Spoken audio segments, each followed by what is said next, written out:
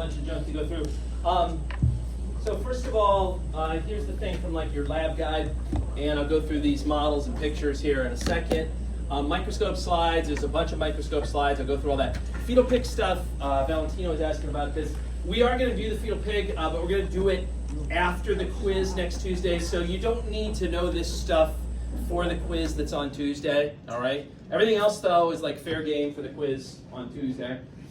So let me go through it. Here's a picture, basically, of that same male model that you had back there, and the things you can see on it. There's the testy, of course, the epididymis on top of it. This whole thing would be the spermatic cord. Inside of here, kind of in light tan, and if you follow it up, you can see it better over here. That's the vas deferens coming up and over. This is the bladder here. That is a piece of the ureter that's going up to where the kidneys are.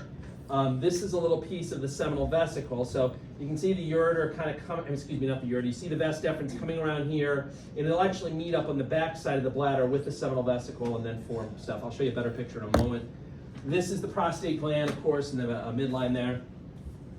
The penis, the shaft of the penis, the glands, part of the penis. Let me go through the, here's a picture similar to like what was in the PowerPoint, which showed, it's kind of cut so it shows you some better detail, I think. So testy, epididymis on top, vas deferens going up and over and around and then down. As it comes down the back of the bladder, the vas deferens meets up with the seminal vesicle, and their two sort of openings converge on each other, and then you have this shared passageway called the ejaculatory duct. Okay, notice this is the prostate gland, so the ejaculatory duct goes through the prostate, and then it connects up with the urethra. Now, this part of the urethra, because it's in the prostate, you call this the prostatic urethra at this point. As it leaves this area, though, its name is going to change. As it goes through just this little area here, and it's a little hard to see, but this is supposed to be the pelvic floor muscles that kind of close the bottom of your pelvis so all this stuff doesn't fall out. As it goes through the pelvic floor muscles, it's called the membranous urethra or the intermediate urethra. I mean, it's only about 1 centimeter long at that, for that section.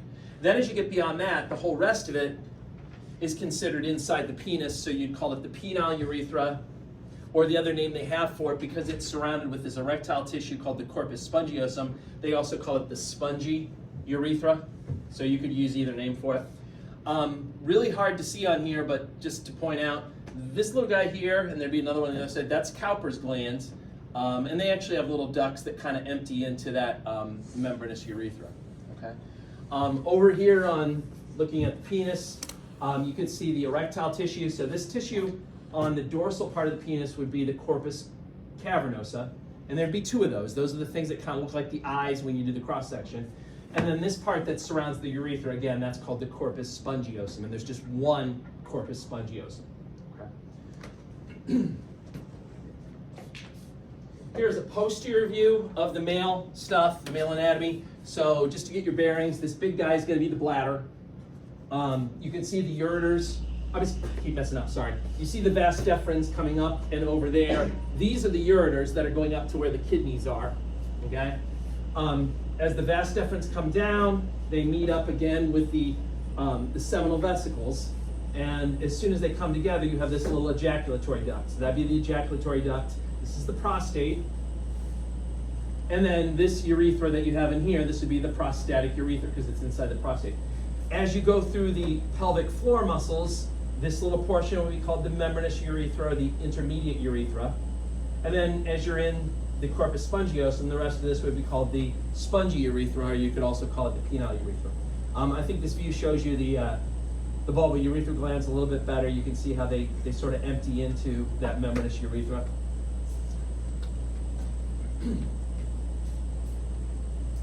Here's a testy.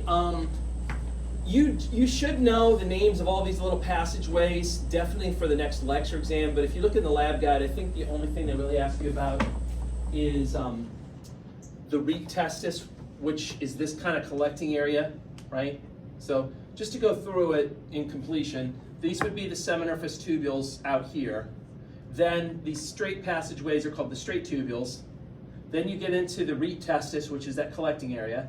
Then as you leave the testy, you go through the efferent ducts. Then you're into this highly coiled part. This is all epididymis. You're technically outside the testy at this point. And then finally, as you come up and leave altogether, you're going into the vas deferens, and it's going up, and it's this is the spermatic cord. It's going up inside that spermatic cord. Here's a cross section of the penis. Again, sort of looks like a face. You got the corpora cavernosa. One of them is here. The other corpora cavernosa is there. This tissue surrounding the urethra is the corpus spongiosum, and then that would be the spongy urethra, or you could call it the penile urethra. Female system. So here's a picture, basically the model from the back. So the name for the we're gonna get, this will make more sense. I think of the female stuff, it's unfortunate, but just on the timing of things, I could only cover the male stuff today. I think a lot of this will make more sense on Thursday when I actually go through the lecture. But anyway, this is all external genitals out here, so it's called the vulva. The only parts of the vulva that you're supposed to know are the labia majora, the labia minora, and the clitoris, which would be right there. Other things you can see on this model, this is the bladder. This is the vagina here. That's the uterus up there. This is the rectum back here, just to kind of get your bearings. That's the fallopian tube coming around there. At the end of the fallopian tube are these little finger-like projections that come off of the fallopian tube. Those are called fimbriae. And then this thing here, as you know already from the endocrine, that would be the ovary that's sitting there. Let me show you another picture that's more similar to like what's going to be in your PowerPoint. And this is, this is cut, so it's a little bit easier to see some of these. So again, this is the vulva area out here, labia majora, labia minora, clitoris. Then you got, this is your bladder, so this would be the urethra. And then over here, this is the opening of the vagina, so that's the vagina there. Notice, like I said earlier in class, they're two separate systems. You don't have any shared passageways between the reproductive and the urinary like you have in men. You have two separate systems. That's the vagina. This part here is the cervix part of the uterus. This is the rest of the uterus. This is the fallopian tube coming around. Those are those fimbriae that I mentioned that are coming off the end of it. And then this thing in white is the ovary. Here's a view from above looking down. So just to get your bearings, at the top would be anterior. And you can actually see, like, this is supposed to represent the rectus abdominis muscle. And actually that thing in the middle, that would be the linea alba. That's that white line, okay? Back here is posterior. So again, just to get your bearings, this is going to be the bladder up here, anterior.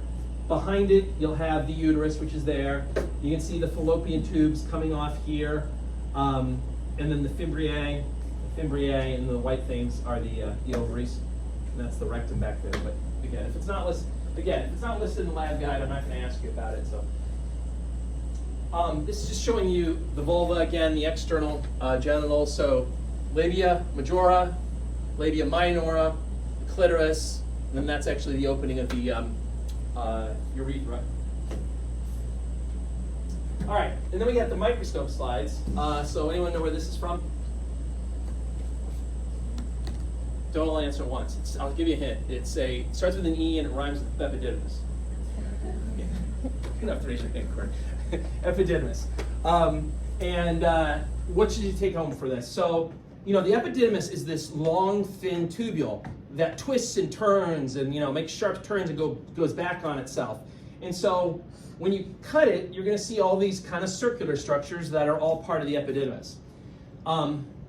The stuff that you see inside of each of these things, well, actually, let me back up. The name for the hollow inside part is called the lumen.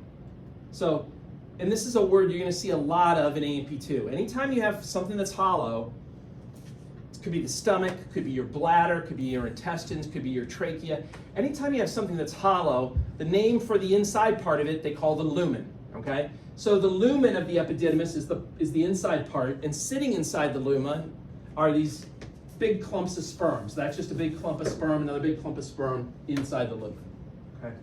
Now remember, this is the place where sperm will live. They learn how to swim here. They're going to learn how to penetrate the egg.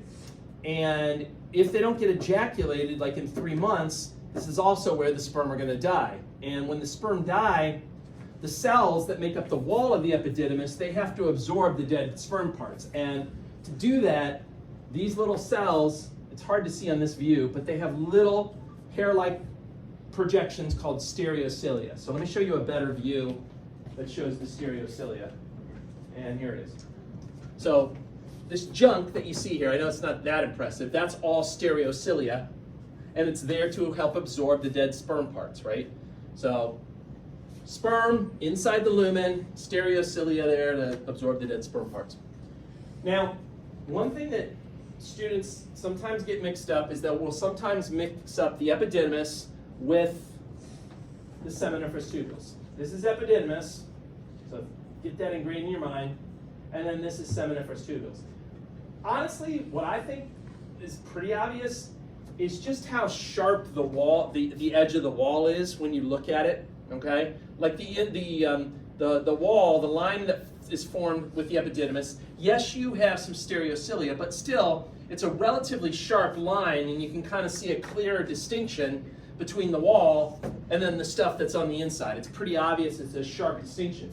When you look at the seminiferous tubules, it's very indistinct. There's no sharp line between the wall and then what's inside the lumen. And that's because, remember, the wall is constantly breaking off, and it's becoming the sperm that's sitting inside the lumen. So you don't see a nice sharp edge with the seminiferous tubules the way that you did with the epididymis. Okay? So that's seminiferous tubules. Here's another one. Again, just look at how kind of indistinct it is. That should tell you that you're looking at seminiferous tubules. Here's an even better one. You can barely even see the so presumably this would kind of be the lumen here, but it's much more cloudy looking. It's not as clear. It's not as obvious as the epididymis. And also remember too, somebody from the class this morning actually pointed this out. There's no rule that says you can't have both on the same slide, right? If they get a good slide from the right angle, you could potentially have one microscope slide where part of it is showing the epididymis and part of it showing the seminiferous tubules, right? So just something to be aware of. Kind of like a 2-for-1 deal when you saw the thyroid and the parathyroid on the same slide, right? I don't know what I'm walking over here. What's this? Sperm. Sperm. So easy. It's boring. Okay. Now, what's this? This is the penis slide.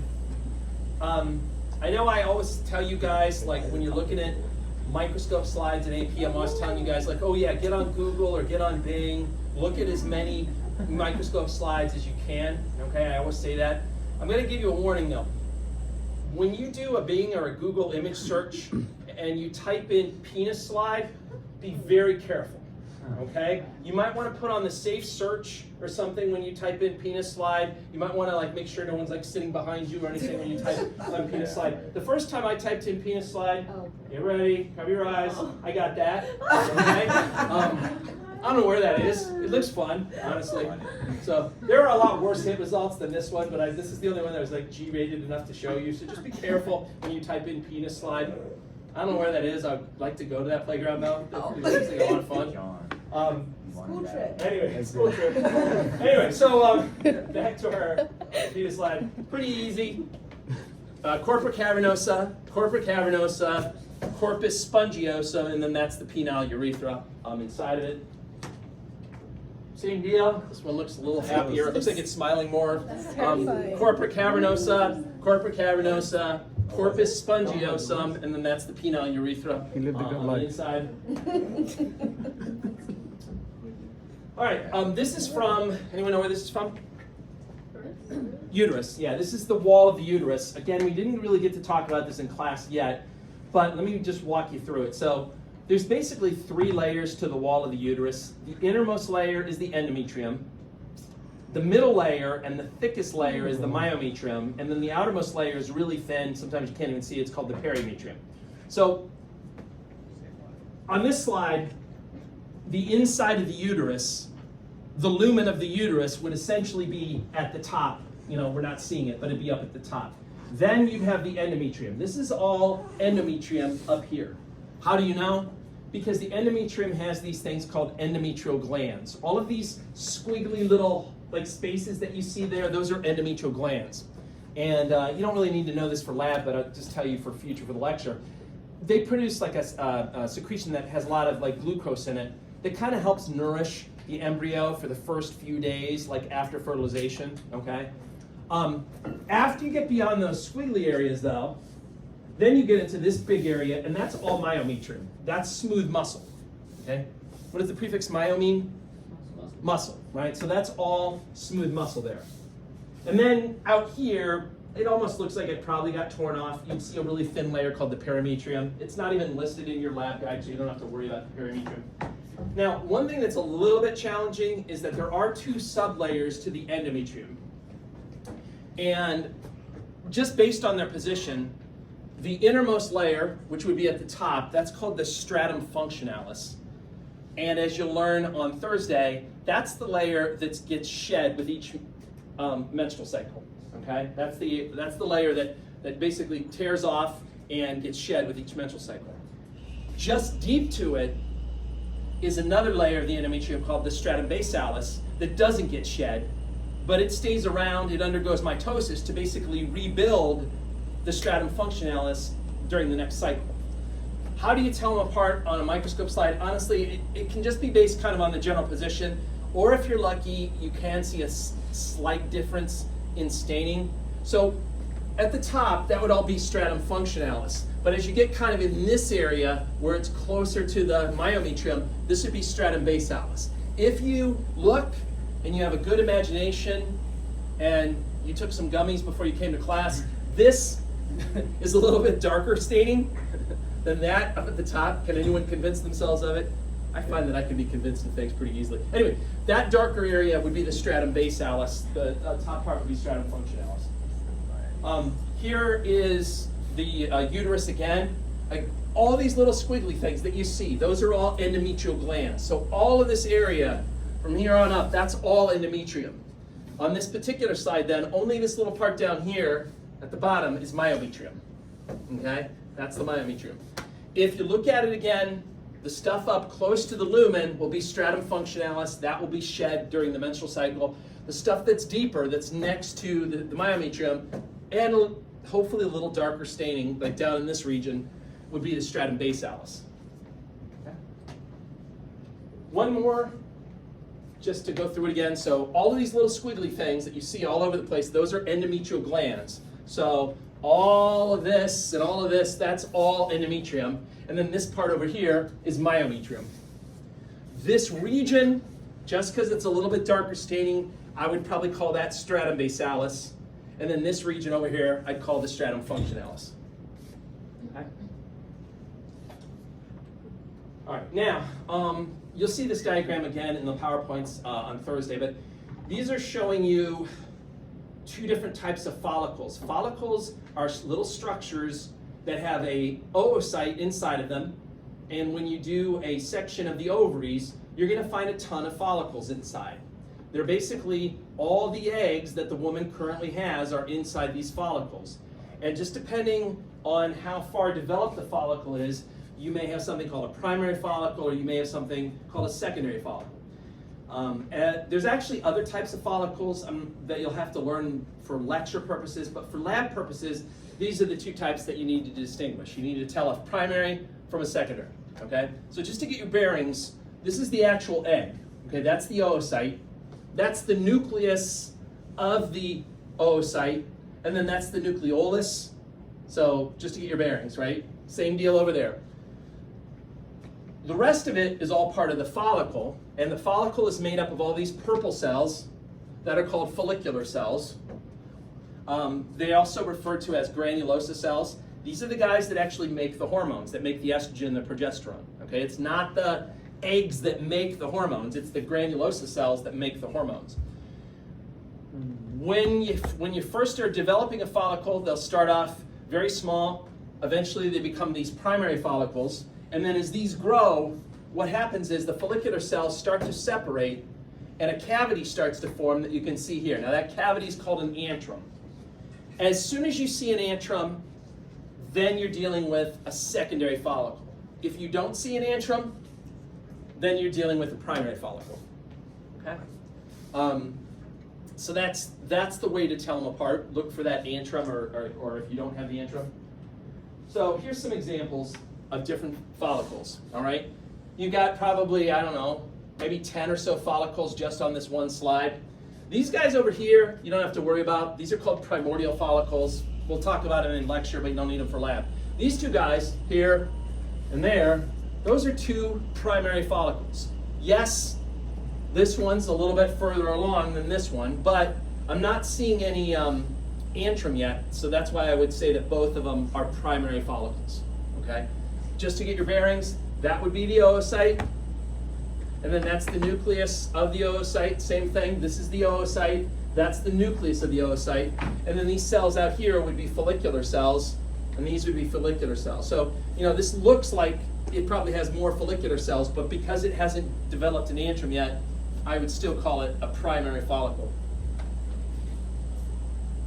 You can see, sometimes you can have a ton of these follicles. Most of these small guys you don't have to worry about. They're called primordial follicles. But then you have ones like this guy, or like that guy, or like that guy, or like this guy. These are all more examples of primary follicles. You're not seeing any kind of a cavity or antrum yet, so you call them all primary follicles. Here, I know you're scratching your head, well, where the hell's the secondary follicle? So here's an example. This is actually a good example. All these guys at the top are all these stupid little primordial follicles, don't worry about them. You got this guy here, which is an example of a primary follicle. You can see the egg, and then you can see like the follicular cells, but there's no antrum. And then here is a great example of a secondary follicle, okay? You got the egg, there's the egg. You got the follicular cells, but notice how they've started to separate. You got this huge antrum that's filling up with fluid here, okay? So that's how you know it's a secondary follicle. And then one more example. This guy down here would be a primary follicle. There's the oocyte inside, there's the nucleus of the oocyte, there's the follicular cells. They're all kind of jammed together. You don't see any antrum forming yet, so that's a primary follicle. Over here, there's your egg again, and you can see the follicular cells are starting to separate, and you got this antrum right here. So you'd call this whole thing a secondary follicle. Okay? Eventually what's going to happen, just in case you're wondering, this antrum will expand completely around, and essentially the egg will be kind of floating around on the inside of the follicle, and then that's when this follicle will actually rupture, and that's when you have ovulation. But we'll get into that on Thursday. Okay? All right. Any questions about any of that stuff? We're in pretty good shape. All right. Have a nice evening.